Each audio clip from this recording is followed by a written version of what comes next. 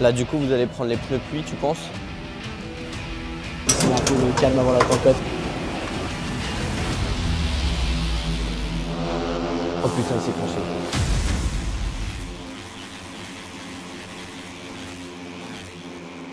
Bienvenue dans ce nouvel épisode de En Immersion, le format où on vous fait découvrir les métiers hors du commun au plus proche de l'action. Et aujourd'hui on est sur le circuit mythique du Mans en plein week-end de MotoGP et je vais vous faire découvrir le métier de pilote, mais pas avec n'importe qui. Salut, je m'appelle David Acosta, j'ai 16 ans et je suis pilote Red Bull Rookies Cup MotoGP.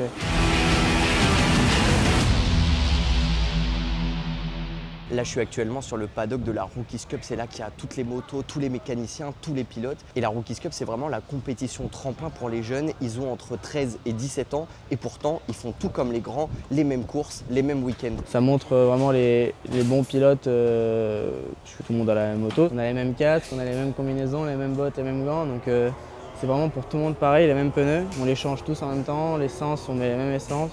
C'est vraiment tout pareil, donc c'est vraiment le pilote qui fait la différence. Quand tu récupères le cure, tu veux le mettre vite. Et après, tu te retrouves bloqué avec le pied fermé. Avec le pied qui ne peut plus passer ici, qui s'arrête ici. Vous avez des genres de airbag dedans ou c'est juste des protections Ouais, alors on a l'airbag qui s'active quand on branche ça, donc ça s'allume ici. Et ouais, on a un airbag qui nous gonfle au niveau des épaules, tout devant, le corps et les côtés. Ça s'arrête au niveau du bassin. Ouais. Toi, t'as déjà roulé au Mans ou pas? Oui, j'ai vécu 3 week-ends de course ici, donc c'est un circuit que je connais bien. Et il y a beaucoup de grands pilotes de MotoGP qui sont passés étant jeunes par la Rookies Cup. Il y a notamment Pedro Acosta ou encore le français Johan Zarco. Donc c'est vraiment l'occasion pour les jeunes de se faire un nom. Et nous, on va suivre tout le week-end David Dacosta, l'un des 2 Français en lice pour la Rookies Cup. Aujourd'hui, on a essai 1 et essai 2.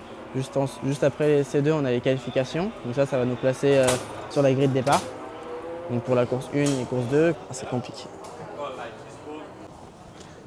Bon là c'est assez drôle, comme le paddock des rookies est un petit peu loin de la piste, tous les pilotes sont obligés de pousser leur moto jusqu'à la grille de départ. Ah, vous faites déjà du sport avant même de commencer la course. Ça pour moi c'est le plus dur. Et chacun adopte une technique différente, il y en a qui restent sur la moto, ouais, d'autres qui la poussent à côté. D'autres à 2 pieds. Pour accéder à la grille de départ, on est même obligé de passer en plein milieu du circuit où les jeunes poussent leur moto. Là, tu le sens comment ce premier essai là?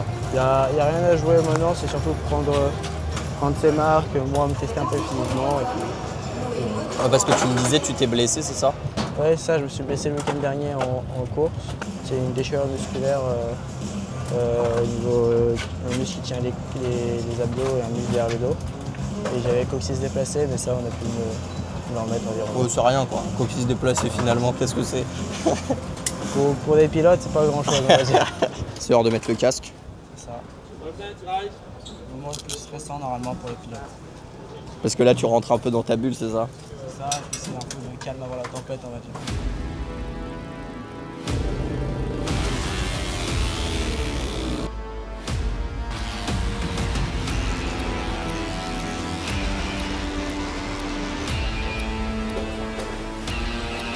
Les sensations au début, les premiers tours, c'est vraiment compliqué. Moi, là, toute la séance, j'ai été pas mal embêté avec les suspensions, j'ai du mal à la faire tourner.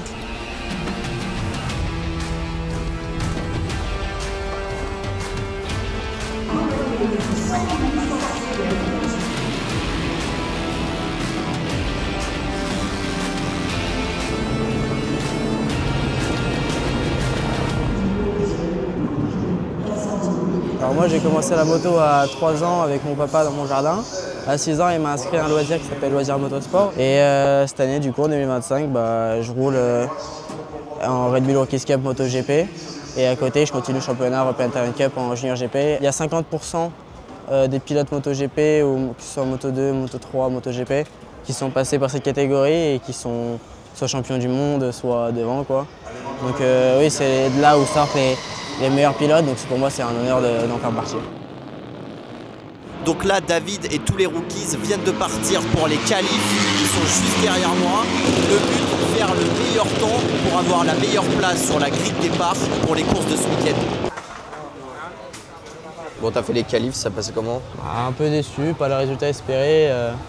J'ai essayé un coup de poker avec la démultiplication.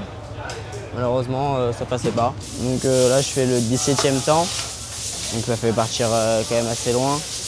Donc demain sur la grille, je partirai 17e. On verra, on va essayer de faire un bon départ, un bon premier tour, et puis après on verra bien. Bon bah on se dit à demain alors. À demain. Donc là, on est parti pour la course 1. Donc voilà, le départ il est à 16h, donc on verra bien. Okay. On verra bien ce que ça donne. Fait chaud là avant la course? Ah ouais, c'est trop chaud. Et c'est quoi un peu tes attentes pour cette année, pour ta première année en Rookies Cup? Bon, c'est déjà de prendre de l'expérience au niveau de la bagarre, au niveau de gestion des courses, etc., les qualifications. Et surtout finir les courses, marquer un maximum de points et voilà, finir au mieux à la fin de la saison. Merci. Ça fait quoi d'être à domicile là? Il y a des fans un peu, non? Ah oui, c'est sûr qu'il y a des fans. Ça te pousse ce genre de truc? Bah oui, toujours, hein, ça fait une motivation en plus, plaisir de voir qu'on est soutenu, etc. Donc c'est cool. Dans quelques années, tu n'auras pas besoin de pousser ta moto, ça sera direct sur le pit, non? Oui, après ça dépend. Mais j'espère. Hein. J'espère. Parce que là, il fait un peu chaud là pour pousser les motos. Je l'ai monté, c'est horrible. Allez, merci.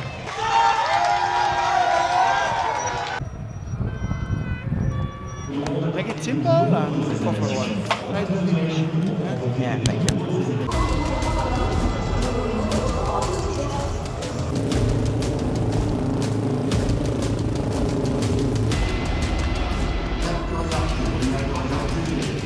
Là, on est sur la grille de départ, en plein milieu de la piste, et il y a David qui est juste derrière moi qui va partir à la 17e position pour la première course du week-end.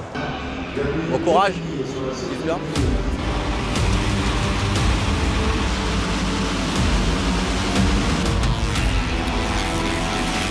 Il y a eu un drapeau rouge là, ça veut dire qu'un des pilotes s'est craché pour l'instant.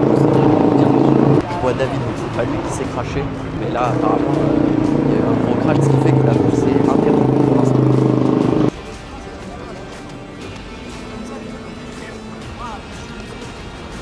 Je fais un bon départ, je suis direct devant. Et là je comprends pas, je me fais découper dans tous les sens. Et en fait j'étais dans le groupe, mais je peux pas suivre parce que moi je suis à fond sur les freins avant, je suis à fond pour la faire tourner frein arrière, etc. Mais la moto elle tourne pas, les autres ils lâchent le frein, c'est facile, ça tourne et tout. Du coup j'accroche que la 15e position là à la fin, mais c'est... Parce que vous avez pas fait toute la course en entier, c'est ça? Ouais, voilà, c'est qu'il y a deux pilotes qui se sont accrochés au bout d'un dernier virage. Et du coup, il y avait une moto sur la piste, trop dangereux, le groupe arrivait. Le groupe de devant arrivait dans le secteur. Et ils n'avaient pas encore évacué la moto, je pense, donc ils ont préféré mettre le drapeau rouge pour pas qu'il y ait d'accident. Et comment ça se fait que vous repartiez pas? Bah ça dépend selon où vous dépassez la course, mais là, il manquait que 4 tours, donc la direction de course a décidé que ça servait à rien de recommencer. Et là, 15e, tu grattes quand même un petit point? Un petit point, un petit Ouais. malheureux point. Ok. Ce soir, au programme, je vais essayer de débriefer, débriefer avec les ingénieurs, etc. Parce que j'ai encore jamais trop touché cette moto. Les autres, je les vois, ils font quand même pas mal de réglages.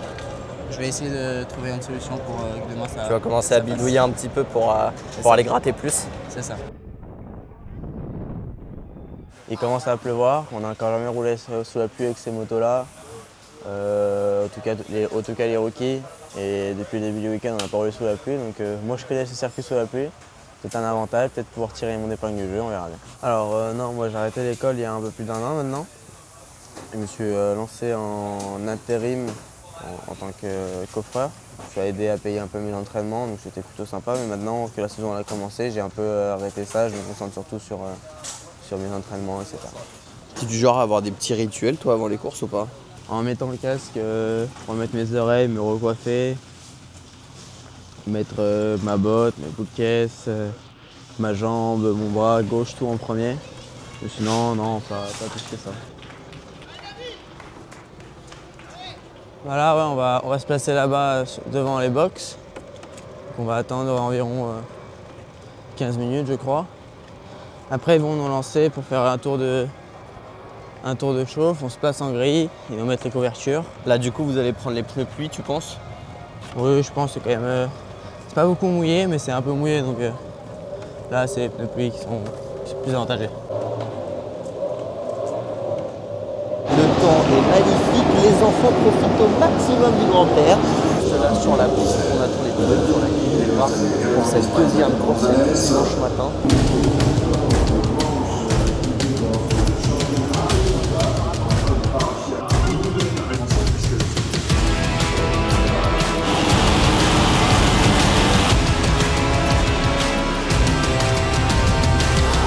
Oh putain, il s'est craché.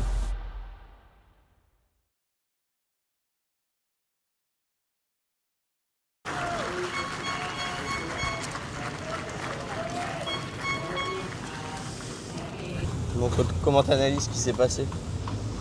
C'était une course assez difficile. On voyait rien en fait sur les motos. Les visières elles avaient plein de buée, en tout cas moi. Et la bulle de la moto aussi, donc c'était très compliqué de voir. On voyait vraiment, même si on se relevait, des micro bouts de piste. Donc on ne savait pas trop où situer sur la piste. Dans un virage, j'ai dû faire un peu trop et j'ai perdu l'arrière malheureusement. Comme ça, c'est la course. Ouais, parce qu'en plus, t'étais bien remonté. Oui, j'étais bien remonté. Si je finissais la course, là, je finissais 5e. Bon, ça veut rien dire pour la suite. C'était une course parmi tant d'autres. Oui, mais bon, tomber comme ça aux 4 tours de la fin, alors que je connais bien le circuit, je sais où sont les pièges. Et devant tous les fans français, ça fait toujours chier, mais bon, c'est comme ça, c'est la course. Je peux rien y faire.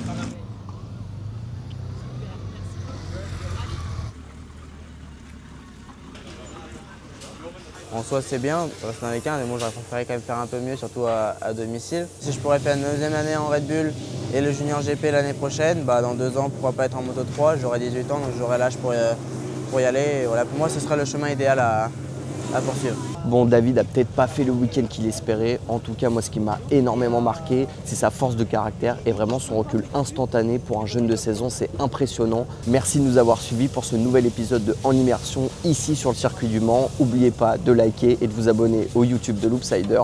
On se retrouve bientôt pour un nouvel épisode.